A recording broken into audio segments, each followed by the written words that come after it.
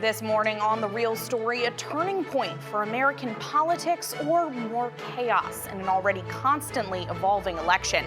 We're talking about the race for the White House after several news stories this week completely changed the path forward.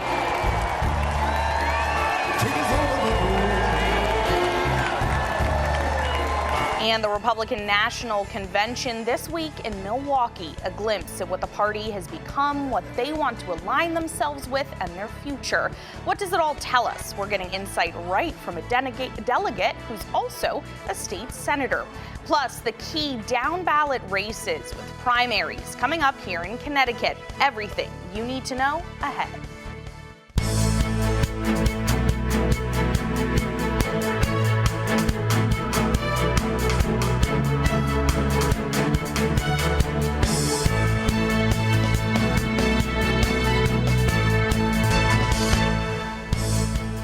Well, it has been a week of chaos in the political world. Thanks for joining us here on The Real Story. I'm Emma Wolforst. It's now been just over a week since the former president of the United States and current candidate, Donald Trump, was shot. Supporters exercising their rights, running and ducking for cover at that rally. One attendee, Corey Comparator, also killed. In the aftermath, there seemed to be a sobering moment nationally. It didn't necessarily last long, though, as online reactions and even doubts about the shooting quickly surfaced. Many right-wing voters and lawmakers alike playing the blame game in the days after. But at least on Capitol Hill, everything seeming to halt. An attempted assassination brought bipartisan anger, fear, well wishes for the former president, and even a unified front demanding answers on what failed security-wise. This past week, speaking with Connecticut's federal lawmakers, I heard what they had to say. There's no room for this kind of violence in politics, or for that matter, in society. The retired fire chief who lost his life, rescuing his daughter, it shows the fallout of an event like this extends beyond even just the principles. He was there because he supported President Trump, and his daughter was there too, and they had every right to be able to do that peacefully. Let's investigate, let's find out what happened, let's correct it so that this kind of thing does not happen again.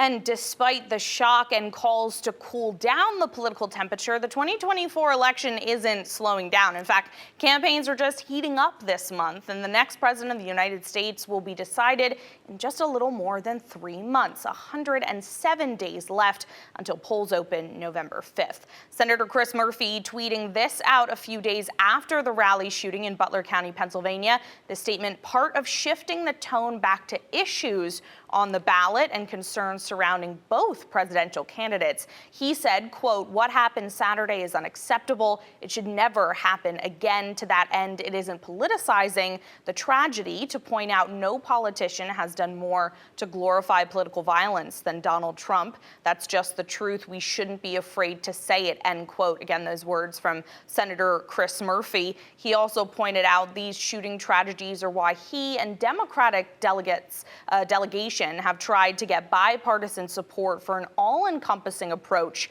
to gun violence prevention. All this as a judge in Florida also dismissed the federal classified documents case against former President Trump. You may remember those stacks of documents found at Mar-a-Lago. Trump was accused of refusing to return them and even showing them off to people. This criminal case was considered one of the most dangerous for Trump. This dismissal is already being challenged, but it was still considered a win for his campaign, timed perfectly on the first day of the Republican National Convention. And then Trump named Yale Law School graduate 39-year-old Ohio Senator J.D. Vance as his running mate. The VP pick, once a critic of the former president, now a loyal Trump defender. He rose to prominence in 2016, the year Trump was first elected, with his memoir Hillbilly Elegy. An author, venture capitalist, Vance was then elected to the U.S. Senate in 2022. He's been known as a staunch conservative, promoting an abortion ban with no exceptions and voting against foreign aid for Ukraine, promoting the America First agenda closely aligned with the former president. What a week here in politics, a lot to get to, and to get a better understanding of the conversations and feelings happening this past week at the Republican National Convention and how the party is or isn't resonating with Connecticut voters and issues. We're checking in now with one of Connecticut's more than 50 delegates. He's also the state Senate Minority Leader, Senator Stephen Harding. Thank you so much for joining us, zooming in all the way from Milwaukee. It's great to be on with you, Emma, and thank you for having me. Of course. Obviously, as I just went through, so much to talk about, so much happening this week right before the convention kicked off. But, you know, before we get to your reactions, for anyone watching, how would you describe party conventions, their importance, and what they're like? If people, you know, don't realize that you're a delegate for Connecticut and Milwaukee right now, how would you explain that to them? It's a little bit different than state conventions. State conventions I have experience with, and it's more substantive, and the outcome is not determined going into it like state conventions are. These federal conventions, national conventions, obviously we know who the vice president. We found out who the vice president was going to be. It wasn't contested, and obviously we know who the presidential nominee is going to be. It's more of a platform to establish a platform to build up support for our Republican candidates, for the top of the ticket all the way down to our Dow ballot candidates, and to set a tone for what the campaign is going to be going into late summer and into the fall. That's really what the national conventions are. But there's a lot of positive energy. I've never really been to such an event where I've seen so much positivity, so much inspiration moving into an election cycle. I do want to talk more about that platform and about that positivity in a little bit, but one of the things you mentioned also about support, not just for the top of the ticket there, but other Republican candidates. We know you wanted to go to not just support the party's presidential ticket, but to network, have conversations, and bring back, you know, state policy and even funding, right? So what is that aspect of this been like? It's been spending a lot of time, frankly, with the Connecticut delegates, which has been very enjoyable. I've been able to meet delegates from across the state that are very, very involved in their local districts, and been able to garner support for their Senate candidates or their senators in those areas of the state, as well as working on fundraising efforts and all those things that are hopefully going to get us reelected and maybe even win some challenge seats as well moving into November in the state Senate, and move Connecticut in a more positive direction. So it's been a very interesting experience for me. I've learned a lot. I've gained a lot of knowledge from many individuals who have been involved in state politics and even national politics for a long period of time. And I think I've been able to retain some really good information that I think will help lead our caucus to some positive victories moving into November. So looking back now on this week, what's it been like for you in Milwaukee, being there on the floor at the convention? What stood out for you? Well, I mean, one, it's historic. I've never been to a national convention before, so at first it's surreal seeing national political candidates that you see on television on a daily basis right in person, inches away. So there's some exciting aspects of that, but also you feel proud for your country. I feel proud for the party. I think we're more unified than ever that I can recollect, frankly. And I think that there's a strong push to move that energy, as I said from the beginning, from the top of the ticket all the way down, moving into November. And it's giving me really optimistic hopes for what we can do in the state Senate and also what the state House candidates can do on the Republican ticket this fall. I think our message is clear in Connecticut. I think we can do good things for our state. But I think nationally, what I'm seeing here is a really unified team, which is a really positive thing. And I think it's going to bode well for the Republican Party.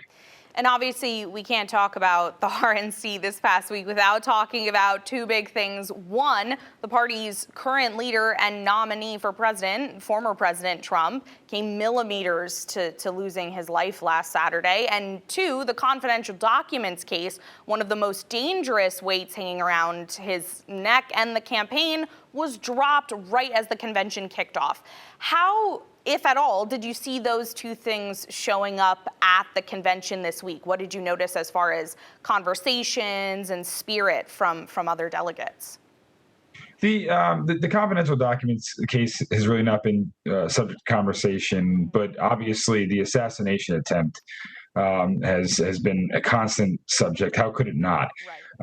And I think that the feeling is that we're all. It was tragic that an individual and a father, a firefighter, lost his life, which we're all saddened, and we send our condolences obviously to his family, who will miss him dearly. But it could have even been far more tragic if President Trump had lost his life. And I think people have seen in President Trump being present at the convention a new person. And I think when something like that happens, you come to some level of humility when you know that you're not immortal when you're an inch away from your life ending. So it is significantly changed the tone, obviously, from what it probably would have been in terms of the convention if that event had not occurred. Right. But I think what we're seeing is a movement towards more positivity, not focusing on the negative so much, but focusing on the positive of what we can do. And we need to cut the political rhetoric on both sides. We need to rise above that. And I think the good thing that I've heard over the past week since the events of Saturday is a belief on a bipartisan basis that we can rise above the political rhetoric and really focus on the policy aspects of what we want to do in the office. Right. And you're an elected official. You're also a voter, and obviously at the convention as a delegate. It's an interesting balance to strike right now because obviously, as you were talking about, there is this call for unity and changes and steps being made by politicians and officials, but there have been some video surfacing, some reports of still some divisiveness in Milwaukee. I know you're talking about this really overall sense of unity, but we have still seen some disagreements, and obviously high stakes for an election that's a little more than 3 months away. Where are you, finding yourself in all of this? I mean, I feel like hearing you say this sense of unity, this sense of positivity, is that really what you're taking away from this? Yeah, absolutely. And I think that, that's how our state Senate candidates that are incumbents that are running for reelection have been so successful. Is if you look at a lot of their campaigns, they're positive campaigns. They're strictly based upon what I can do if I'm fortunate enough to get elected to represent you in the state Senate. And I find that the more positive you are, it's resounding with the voters. And I'm hoping that based upon what we're seeing here this week and the message that has been laid out, that I think from the top down, as a party, we can have a positive message. Because I think that's what our country, our state, is desperately looking for in politics now. In a world that has become so divisive, in a political climate that has become so divisive, to step away from the tragic events of Saturday and moving forward in a positive direction for our nation and focusing on the things that we can do as opposed to the negative aspects of our opponents, I think we can all end up in a better political climate and ultimately create a better government for the people of the state of Connecticut on our end and nationally as well. And so, you're talking about this message of unity, not just, for the top of the ticket, but all the way down to the state of Connecticut. We know, though, that Connecticut is a majority blue state historically and doesn't always necessarily resonate with some of the issues from the Republican platform. But we also know that a lot of Republicans in Connecticut sometimes differ from what we've seen maybe being the policies and platforms nationally, potentially when it comes to, reproductive rights, LGBTQ plus protections. We sometimes see Connecticut Republicans and policies being maybe more moderate than sometimes what's presented at the RNC. What are your feelings about that? Well, I mean, if you look at the platform, this is the most moderate platform in the history of the party, number one. But number two, I also believe that J.D. Vance spoke about this the other night in that we have to be a big tent Republican party. And I think that speaks to the state of Connecticut in that in order to be successful in a majority blue Democratic state, the Republican Party has to be open to many different ideas and many different candidates that may not align with every single aspect of a national platform or even the state party platform for that matter, but can get a consensus on the majority. And I think that we as a Connecticut Republican Party have done a very effective job at that. And I think you're starting to see more and more of that at the national level. And I think what you heard in the speech from Senator Vance was again a big tent Republican Party and unifying as a party and understanding we may not agree on everything, but if we can agree on the majority of things, we can work with that and move forward and be an effective, stronger, bigger organization. And I think that's what my hope is for the Connecticut Republican Party. And we've been working on that for a number of years now. And I think that with the national party moving in, I think more in that direction, I think we can be even more effective in that regard. You mentioned Senator Vance, who's now vice presidential candidate, Vance. He's also the first millennial on a major party ticket here in an election where we do see age playing a big role on both sides in this race for the White House. You were there when the announcement was made. You mentioned about hearing his speech and seeing that play out. What was it like to be there for that announcement? It was historic. I mean, usually going into the convention, for a number of weeks beforehand who the vice presidential nominee is. This was one of those rare circumstances where going into the convention, traveling into the convention, no one really had any idea. It was a number of 4 or 5 people it possibly could have been. But I believe that a millennial on the ticket sends a strong message to a younger generation in this country that I think is striving for younger leadership, and I think that's because we have an understanding what it's like to raise a young family and the country and the state that we want to leave future generations, our children, our children's children. And I think we have unique challenges in the millennial generation where we are now in terms of, as I mentioned, raising young kids and balancing daycare and groceries and working and family life. And I think, understanding that provides a really unique perspective. And to have that the second highest official at the top of a national ticket, I think sends a resounding message that we hear from you. We have individuals on our ticket that understand your concerns and will advocate for you if they're elected. And so I think that's the message that pick has sent. And I heard that resoundingly throughout the week in Milwaukee from many delegates. And in our last couple minutes here, you're talking about all those issues that you think are going to resonate with millennials and how this is reflected in such a young pick for VP. I've been talking with also head of Connecticut's Republican Party, Ben Proto, about the 2024 platform document coming out last 2 weeks ago for the RNC. If this convention is really meant to be, the future of the Republican Party, what are the plans here? When you're coming back to Connecticut, what are the policies and the proposals that you want voters to really take away from all of this? Well, I think working on a less bureaucratic, more efficient, more effective government. I mean, that's something we've been fighting for in Connecticut for many years. When you have one-party rule, you've seen our government bureaucracy grow and grow and grow, and we've been able to sustain that because we've been fortunate financially. But we have to be smart that the money is not always going to be flowing in like it currently is now. And the Republican Party in our state has always been discussing that and being efficient and creating an efficient bureaucracy. So that's one thing the Republican Party strongly believes in, and I know Connecticut Republicans strongly believe in as well. I think public safety always has to be an issue. We've seen this movement, particularly in Connecticut, where we have essentially demonized many law enforcement officials. And frankly, these are the individuals, these are the men and women that are risking their lives on a daily basis to protect our communities. And they need to be supported, certainly not demonized. And again, that's another aspect of the, I think, national platform you've seen, but something that the Connecticut Republican Party broadly supports in supporting our own law enforcement to help keep our families safe in our local communities. And so, I mean, those are the two big issues that you've seen, I think, in Milwaukee, that you're going to see and hear from local candidates as state senators or state reps that in the Republican Party that they will be advocating for if they are fortunate enough to get your vote and to get elected to represent you in Hartford.